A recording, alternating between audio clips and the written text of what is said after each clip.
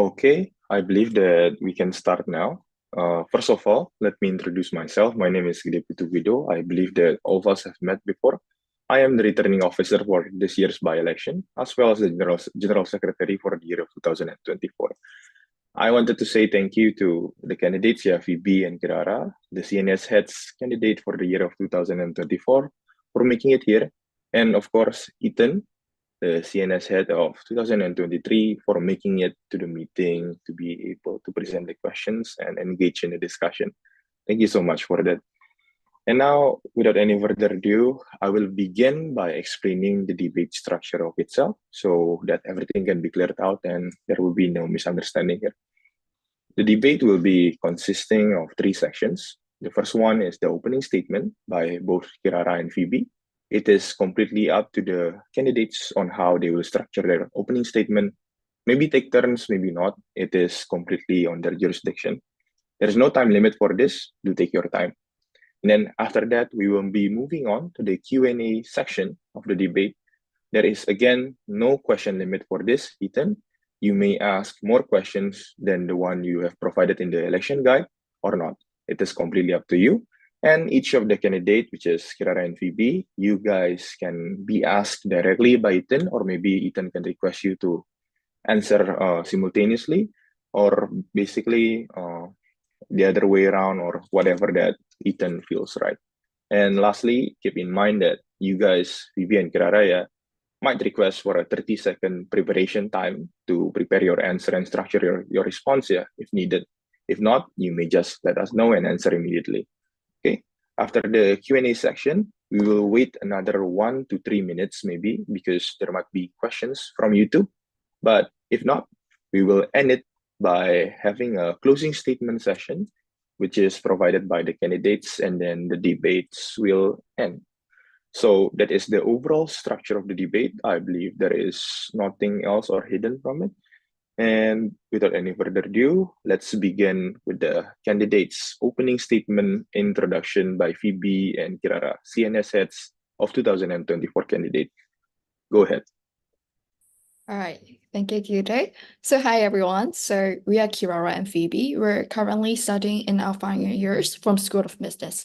So for the past 4 months since December 2023, we have served as interim of CNS heads. And during this time, we have built a professional team within CNS and established strong relationships with all the clubs and societies.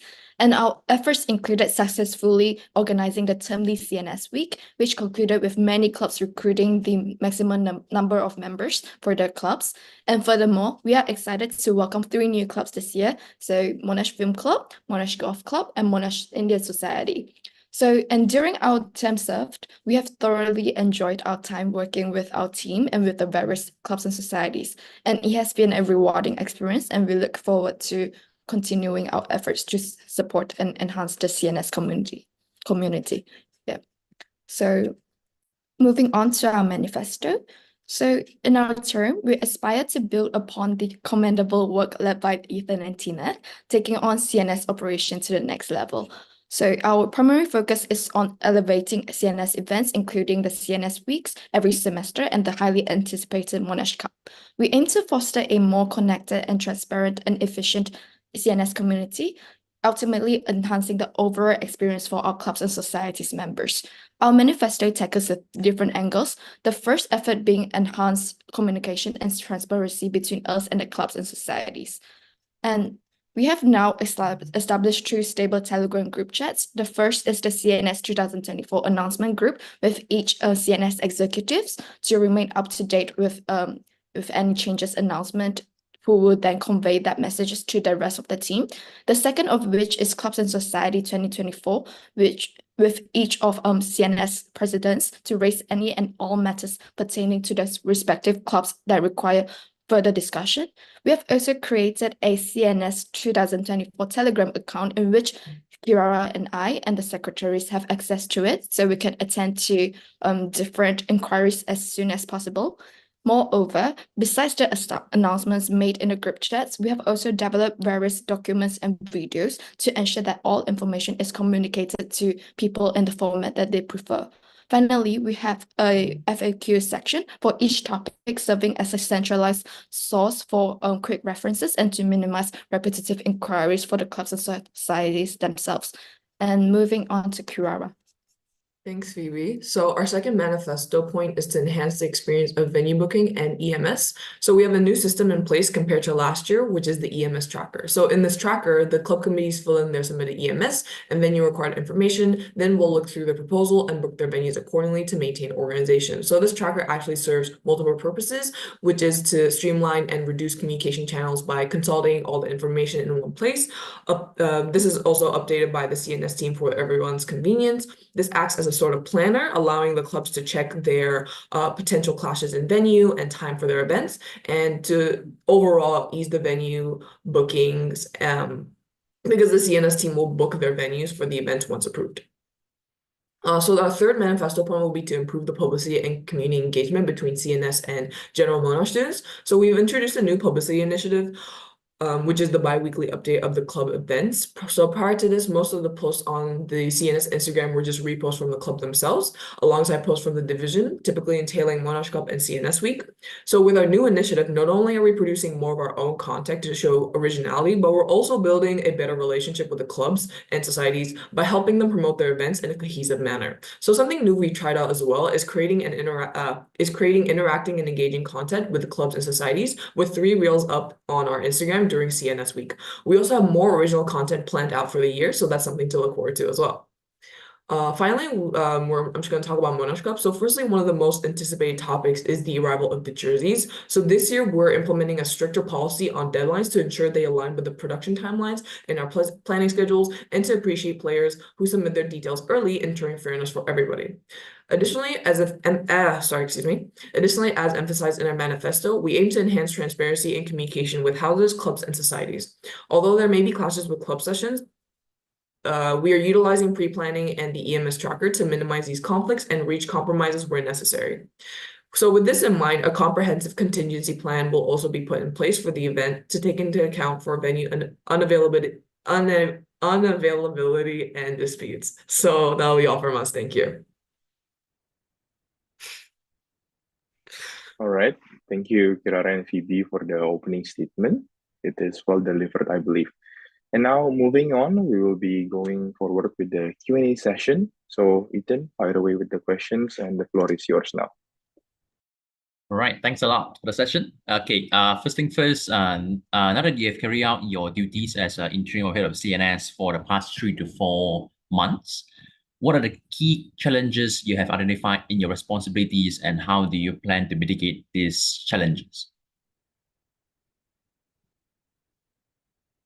Phoebe and Kirara, any one of you? I'll take this one. Okay, so the key challenges that we have identified in our responsibilities during the term served is that as the middleman between the staff, like Monash staff side, and with the clubs and society side, we found some challenges in ensuring the needs are met on both ends. We've had instances where certain club events will deal with the clash with bookings made by Monash staff. However, we've made changes in the frequency of communication. So while we are in communication with all of the clubs and societies and keeping track of the EMS from our EMS tracker, we have made sure to also consistently liaise with SL to avoid the issue.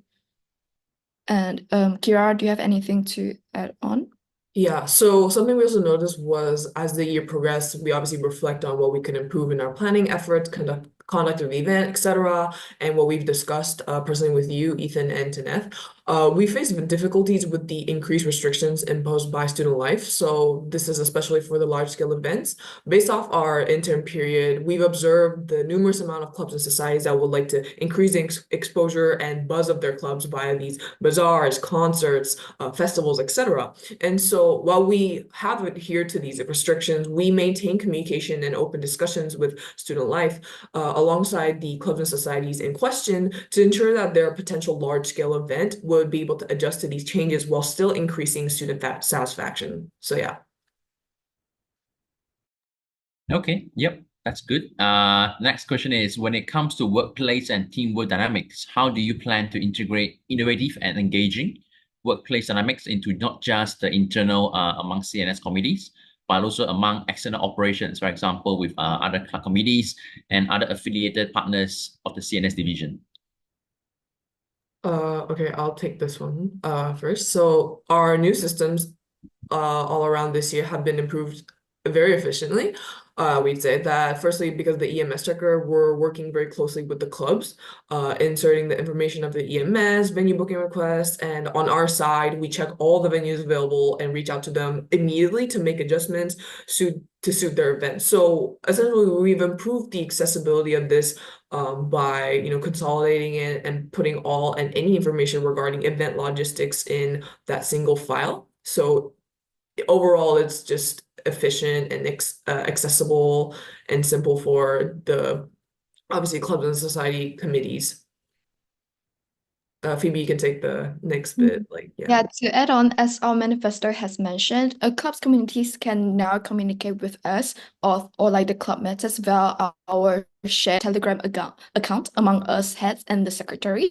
So while we also have our emails for formal matters and inquiries, we found this to be a really effective mode of communication between us and them for quick and efficient communication so far, because it kind of acts like a customer hotline. So we're on our phone all the time, and then we can reply to the inquiries as soon as possible as well. So yeah, these are the two new systems that's been proven quite effective and sufficient for our team for now. Okay. Yep. Thanks for answering this question. It's definitely quite a question that requires you to think and really think out of the box and trying to come up with the answer. So the next question is, by referring closely to the post-events analysis and breakdown of Monash Cup for last year, what are the aspects or factors that you think can be further improved or have better control while planning for the upcoming Monash Cup for this year? To repeat our manifesto, because we did talk about this. So firstly, one of the issues that we'll be tackling will be the late arrival of sports jerseys. Something that Kirara and I noticed as part of the CNS, as part of the CNS SO team last year was a delay of the jersey. So in accordance to our manifesto, we intend to tackle this by implementing a strict deadline where the late submission would not be entertained. So which is to act more fairly for the students who submitted their information on time and who that they expect the jerseys to arrive on time as well. And Kirara will continue with this. Yeah, so to add on, sorry, I just had to check if my mic wasn't muted. So yeah, to add on, we will also be tackling the clashes of venues between the sports and the club events. So we aim to work closely with these clubs to communicate with them and come out with a more efficient and transparent way, ensuring that the damage on both sides is minimized and reach a compromisation, because that's a common issue that we face, but that's something that we'd like to avoid for this year. Okay, all right. Now one last question with regards to this few Q&A session is that let's say, for example, because for last year we have an event that's called Trident Games. Trident is actually organized by Sunway Campus, Sunway Management, and the thing is that we have been given authority to organize this event, and last year we can say it's okay. Throughout the whole outcome of the progress, it was fine and everything. So we were asking and curious if if let's say we will have this event for this year once again, how will you guys plan and execute this event if you were given the opportunity to organize this on behalf of Sunway? Right, so I think I'll start off for a bit. So because this is obviously an event that requires or includes an external guest, not just Sunway, but I think with Taylor's as well, if I'm not wrong.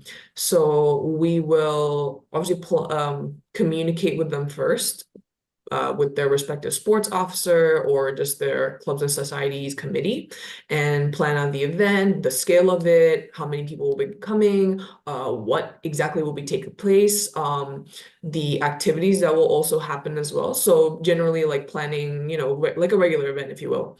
So once that is done, we'll also be in communication with Student Life to make sure that the guidelines or everything that we're doing or conducting in the Trident Cup event is to the guideline, no issue on both all ends. And then from there, we will work from our side, submitting the EMS, depending on the venue, whether it's external, internal, we book, and then obviously simultaneously reach out to the respective sports clubs, presidents, or usually just committee, and see if they'd be interested, etc. So, obviously get the hype going, work with our internal committee, our execs, so publicity, to obviously publicize and inform everyone that this is a event that Monash students should come and support in. Sports officers I think we give them the job to sort of liaise with them. And our secretaries to keep everything in track. But generally that's how we'll conduct it, and obviously make sure that we have this sort of strict and no zero tolerance policy, where if a submission for participation is late, we don't tolerate it, and we move on to the next. So we make sure that those who have submitted on time are able to participate. So Phoebe, is there anything else you'd like to add? I think Yara covered pretty much my thoughts as well. So obviously our sports officer will be working really closely with us with the Trident Club, since it's a sports event as well. So to add on, maybe we'll have a organizing committee with the different schools as well, so the communication is centralized and all information is not lost in the process and everyone is kept in the loop. But essentially, Kirara has covered up pretty much everything that I would like to say as well. Okay, yep. Thank you guys for answering this question once again. Next question I'm going to ask is more technical based. Let's say, for example, we can say that this year, until the second half of the year, we can expect more national tournaments organized by Ministry of Higher Education, Malaysia. And there'll be more competitions being organized, more championships being organized interstate and intercampus. So when this happens, can I know what are your strategies to sort of like spread the word and make sure everyone on campus is aware of the challenges and the basically events, not just club committees alone, but students as in general, they're able to get to know this kind of things is happening and they can join if they express interest in these kind of events. Like, what are you guys' take on this? So first thing first, for the clubs and society side, so we will obviously be emailing to them, and through our personal CNS Telegram account, we will also convey it there so that they get the information as fast as possible. And so regarding the student side of it, as we mentioned, we have a new publicity initiative, so which is the bi-weekly post, and also we're actually coming out with more original reels for this year as well. So through those methods, we aim to publicize it as much as possible on our Instagram. Furthermore, we can also implement posters on campus, so that everyone of like the general students who doesn't follow us on Instagram, or just general students on campus, can also be aware of the events. And Kirara, do you have anything to add on? Yeah, so I think you also mentioned this earlier, but something we can also do to further increase exposure is to obviously ask sort of MUSA's official page, because that has the most following compared to all the other MUSA accounts on Instagram. So they can publicize that as well. We can even ask all the schools and the activities page to sort of publicize as well, just to have more outreach in general. So I think that's it, yeah. Okay, yep. I think that's all from my side. And yep, I'm returning this back to Guido. Thank you. Okay, thank you, Ethan and Kirara and Phoebe also for facilitating the session. And now we are going to move forward with the YouTube Q&A. I believe that we can wait for 1 to 2 minutes maybe. If there are no questions, the candidates can proceed with the closing statement. I will let you guys know.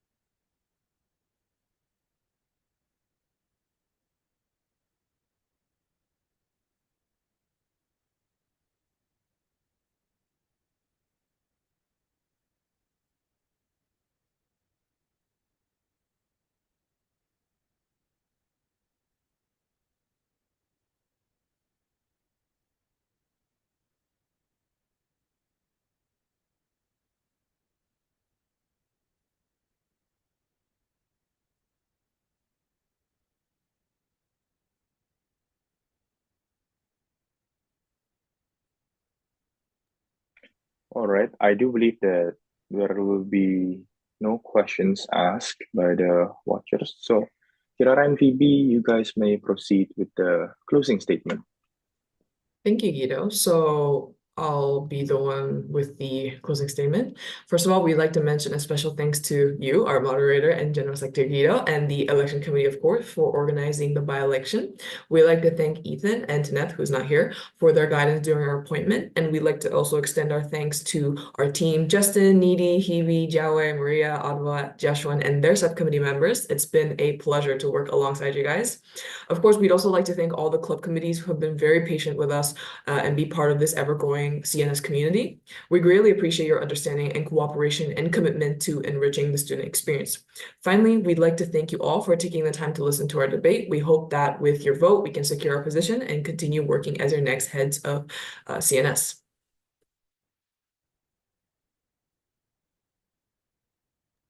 All right. Thank you for the closing statement. Again, I believe that this concludes our session. Thank you, Kirara and Phoebe. Best of luck. And also thank you so much, Ethan, for coming to the session to facilitate with the questioning. Thank you guys. Have a good day ahead and all the best. Until next time. Thank you. Thank you. Bye.